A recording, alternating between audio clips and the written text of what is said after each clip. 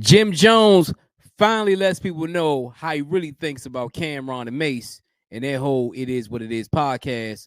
You know what, man? We got to get to it in a second, man.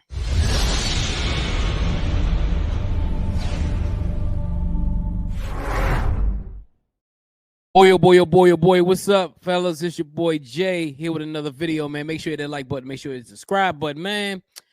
Oh, my goodness, y'all. I knew there was tension between Cam and Jim for a long time, but after this interview that has went viral on YouTube, Jim Jones finally showed his true colors. And the one thing Jim Jones, I'm going to tell you something about Jim Jones. Jim Jones is one of those guys. You know what I'm saying? He's my age. I'm me and Jim around the same age. I think Jimmy about a little, but maybe you're older than me. I don't know. But Jim, bruh, you need to grow up, man. And I'm not saying this as a content creator or a fellow rapper or somebody who has been a lifelong Dipset fan. Bruh, you need to grow up. Sometimes you're not gonna like things your friends do. Sometimes you're not going to like the directions your friends go into. But to totally shit on the guy who really put you in the game, because if it wasn't for Cam putting you on Dipset and Mase teach you how to rap, then where would you be at? You'll be still in Harlem, on the corner, doing nothing. And this is why I tell people, man, people always tend to ask me why I don't have a lot of friends, yo. It's because of stuff like this. Because you could do everything for somebody. You could put somebody on. You could do everything for somebody. But at the end of the day, you got people like Jim Jones. Jim Jones is the reason why our community can't grow. Now, if you don't know, Jim Jones went on a podcast and talked about the whole beef and how him and Mase never got along and how it was surprising when Cam and 50 did the interview together and all these things. But at the end of the day, man, people grow. People get older. He talking about, I was a loyal soldier and all this. And if it wasn't for me, Cam and all this, Cam wouldn't be outside and all this. I'm like, come on, man. Jimmy, you're a grown man. Like, bro, you're older now. Y'all need to squash his beef. And I see, and you know what I'm saying? I think Jimmy feels a certain way because Cam and Mase got back together and now they making money. But Cam and Mase have always been lifelong friends. You know what I'm saying? The one thing that you can't replace is a true friendship. And it seems like when you look at the interviews with Cam and Mase and how they produce their show and everything, it wasn't it wasn't one of those things where, oh, okay, you know, we gonna get together and all this. I mean, you gotta thank Gillian Wallow for doing that, because at the time Cam and Mase ain't talking years, but Gillian Wallow put that together, put the play together. Cam was in the process of making a sports show. He added Mase to it. It Is What It Is became a success, and it's still a success to this day. And I think Jim Jones is jealous of that. I'm gonna be honest, man. I'm gonna tell y'all folks something, and this is coming from me, man. You got people out there you could have known for 20 years, 25 years. Y'all could have got money together. Y'all could have went on tour together. Y'all could have did everything together. Y'all could have banged hoes together. All these things y'all could have did together. But as soon as you're not a part of the success that they're doing right now, they will crap on your name. And that's what Jim Jones is doing. That's exactly what Jim Jones is doing in this interview. It all started back in 2005 when Jim Jones said Camron was holding him back. He said Cam was holding him back. But Cam put you in the game. And at the time, people didn't know it, but Cam stepped back because at the end of the day, his mom at the time was battling cancer, so he had to go down to Florida and take care of his mother. And Jim Jones felt a certain way. But I'm like, bro, like, you have a mother? If my mother's sick and I have to take care of my mother and I got to make sure she's straight, you should understand that. Nobody really knew about it, but I think back in 2010 or something like that, Cam had did a video or something. He talked about the whole situation, why he stepped back from the game and all that. And, you know, releasing Jewels from his contract and all that. I mean, you know, at the time, Cam was going through a lot. But Jim Jones, think about it. You went on Koch. You had successful balling. R.I.P. to Stack Bundles. Free Max B. Those are the ones who wrote the song for you. You got successful with the song, and you've had a decent to nice independent career. You could say you've made a nice amount of coin in the music industry. But when people tend to say, you know what, I'm gonna fade back from the rap stuff, and I'm gonna go ahead and do my own thing with the sports podcast and all that, like Cam and Mase did. Now you want to throw shade. You've been throwing shade at Mase for a long time. And I think what it is, it burns Jim Jones up, yo. This crap burns Jim Jones to a core that Cam and Mase are back together. And they doing well. It'd be one thing if it is what it is with a flop.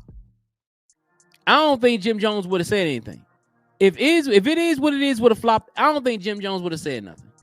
But see, yeah, you got. I'm gonna tell you why some women feel a certain way about men. Because men are becoming more chatty patty than women. Men are becoming more chatty patty. You get on these podcasts, you talk bad about somebody. At the end, and really, has Cam really dissed you, Jim? Has he really come out and say anything bad about you, Jim? He may have said, from the business standpoint, we don't rock with each other no more. But from a personal standpoint, Camron hasn't come out and said anything about you in a bad way. Him and 50 did an interview together, and they patched everything up. Why can't you patch stuff up with Mase? You that jealous of Mase because Camron and Mase are doing stuff? I'm going to tell you what it is. He's jealous because Cam and Mase are doing stuff. And I said this before. He's jealous because Cam and Mase are doing it, and Cam and Jim ain't doing it. Cam making more money. Cam is more recognizable now. All Jim Jones could do is put out albums on Spotify and hope he gets some streams. That's what it is, yo. Jim Jones, you 47, 48 years old, bro. You acting like you 22. You still acting like you 22. We could talk about the whole Chrissy situation, but I ain't gonna go there. I ain't gonna go there, Jim. I'm definitely not gonna go there. Been with that woman for like 20 years and still ain't married her yet. What the hell wrong with you, bro? And Jim, I'm gonna tell you something. People gonna call me a hater, but I'm gonna be honest, man.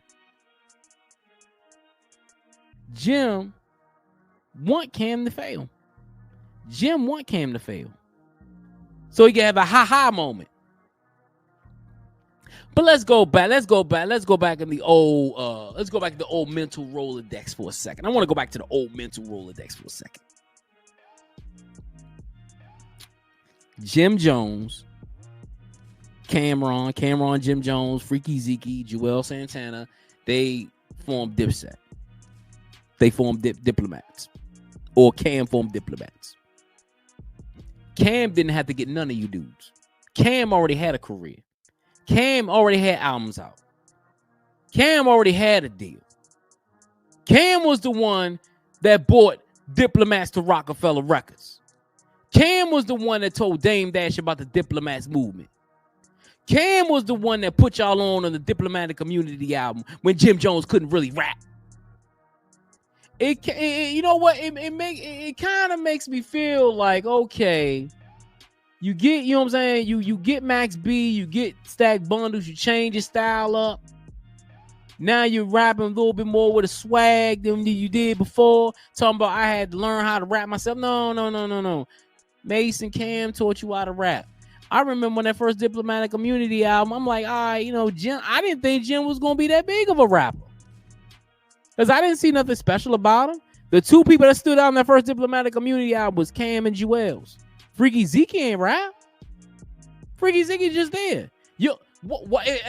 Jim, if there's such a big beef, why had a big situation between Cam and Cam ain't treating y'all right? Why hasn't Freaky Zeke come out? I mean, we know Joel's and Cam had their personal issues or whatever. But Cam said in an interview last year, what he did with Gillian Wallow is that he got out of his contract in 2008. And he like, man, okay, you out of your contract, put out some albums. See, I'm going to tell you the problem. With people like Jim Jones, man. Jim Jones, Him, Fat Joe, guys like that, man, they get older. They realize they ain't as relevant no more, so they got to stay relevant. So we go on these podcasts, say some dirt, get about 10 minutes of fame. People going to talk about it. The blogs going to pick it up. Cam going to respond. I think Cam is going to get the politically correct answer. I don't think Cam going to go out there and talk a bunch of BS because he got a brand to protect. It is what it is. It's a brand. It is a brand that's worth, he got a big deal from the gambling joint. So Cam got to protect the brand. Cam ain't gonna go out there and say a whole bunch of dumb stuff to hurt the brand. So Cam gonna say the politically correct thing, like, okay, I got love for Jim or whatever. He feels the way he feels, blah blah blah. That's what Cam gonna say. Now I don't know, man. Cam might not do that though. Cam might go ham though. But to me, man, Jim Jones is a pure hater. Jim Jones is a pure hater. And I will say it. Being a fan of the Diplomat since the beginning of the time, it felt good as he did. I mean, when I saw Diplomats on the stage against the Locks, it felt good, man. I'm like, yo, the Dipset about to get back together. Didn't y'all make an album not too long ago? Y'all made that album when 2018, 2019, like about 4 or 5 years ago, they made the album. They Diplomatic Ties or whatever, y'all made the album, and y'all didn't have J.R. Wright on there. Hell, real, this is for y'all. The album ain't do too well, but hey, that was the last project. Why did the project do too well?